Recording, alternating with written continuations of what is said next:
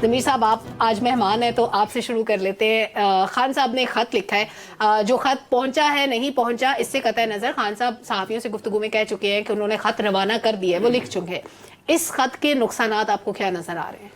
دیکھیں, پہلے تو مجھے یہ سمجھ نہیں آتی کہ ان کے ایڈوائزر کون ہیں کہ جو ان کو اس قسم کا مشورہ دے رہے ہیں. مجھے اب وہ ایک آڈیو لیک یاد آ رہی تھی جو شوکت ترین صاحب سے کوئی میرا خیال میں پروونشل فائنانس منسٹر گفتگو کر رہے تھے, اور ان کو یہ کہا جا رہا تھا کہ جناب خان صاحب کی یہ مرضی ہے, خواہش ہے کہ آپ آئی ایم ایف کو خط لکھیں کہ جی ان کے ساتھ کسی طرح کی ڈیل نہ کریں. اور وہ اس میں وہ بڑے دبے الفاظ سے پوچھ رہے ہیں کہ اس میں ملک کا نقصان تو نہیں ہوگا.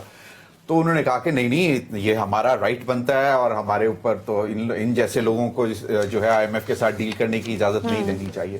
تو اس وقت بھی ان کو معلوم تھا کہ اس کے اوپر ان کے ساتھ جس طرح کا اس کا جو بیک لیش آیا تھا دیٹ واز مطلب ٹیریبل. اور اکراس دا بورڈ میڈیا نے بھی یہ کہا تھا کہ بھی آپ کی جنگ پاکستان میں ہے, آپ کے پاس ادارہ ہے. آپ اچھا آج اب یہ دوبارہ اگر یہ خط کا شوشہ جو کوئی کچھ کہہ رہے ہیں کہ جی لکھ دیا ہے, خان صاحب کہہ رہے ہیں چلا گیا ہوگا, لیکن ان کی میڈیا ٹیم اور انور رضا میرے خیال میں بات کر رہے تھے کسی سے, تو انہوں نے کہا کہ جی شاید ابھی نہیں گیا.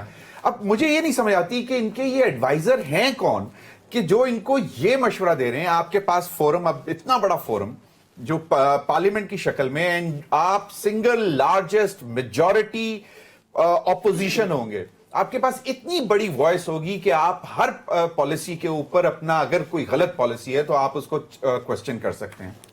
پھر آپ کے پاس فورمز موجود ہیں جو آپ کے ساتھ زیادتیاں ہوئی ہیں جس کو آپ کہہ رہے ہیں مینڈیٹ. تو آئی ایم ایف کو ایک خط لکھ چکے ہیں نا جس میں یہ کہتے تھے کہ ہم یہ جو شرائط ہیں وہ پوری نہیں کر سکتے. وہ اچھا وہ تھا جو پروگرام کے دوران تھا کہ جو انہوں نے بیک ٹریک کر دیا تھا, ایگری کر کے انہوں نے, وہ میرے خیال میں ڈاکٹر صاحب کو یاد ہوگا, وہ ایگری کر کے کچھ چیزوں کو انہوں نے اس کے بالکل اگینسٹ کر دیا تھا. وہ ایک علیحدہ ایپیسوڈ تھا جس کے بعد کہا گیا کہ جی ملک کا دیوالیہ نکلنے جا رہا ہے کیونکہ انہوں نے ستیہ ناش کر دیا. جو 150 روپے پہ پیٹرول لے آئے تھے, حالانکہ وہ اس وقت جو ہے ان کی کٹی بیسیکلی گورنمنٹ کی, کہ وہ اجازت بھی نہیں دیتی تھی. فروری 28 بالکل. تو یہ ابھی جو صورتحال ہے ابھی, اچھا ابھی کہتے ہیں کہ گریونس سب سے بڑا کون سا ہے؟ سب سے بڑا گریونس ہے کہ جی ہمارے ساتھ زیادتی ہوئی ہے, ہمارے مینڈیٹ پہ ڈاکہ پڑا ہے.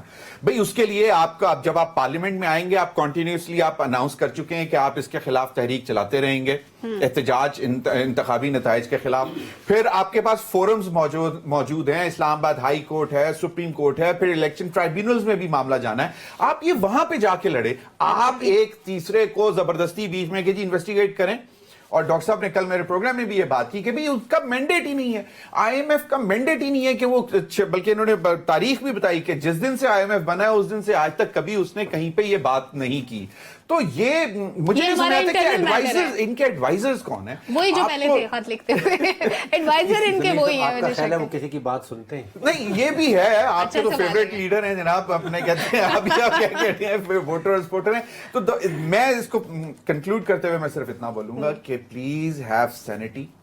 اپنے فائل اینڈ رینک میں جو آپ کے ساتھ لیفٹ رائٹ پہ بیٹھے ہوئے ہیں عمران خان صاحب کو, ان کو چاہیے کہ ان کو کوئی عقل مندی کا مشورہ دے. مجھے نہیں سمجھ آتی کہ چلیں ایک بہت عرصے بعد لطیف کھوسا جیسا بندہ ہمیں نظر آیا تھا کہ یار ذرا, اب آئی کانٹ ایکسپیکٹ دس کہ جی وہ شیر افضل مروت جو ہے وہ کوئی عقل مندی کے مشورے دے گا جس کو صرف مطلب مذاق اور جوکس کے علاوہ کچھ آتا نہیں ہے.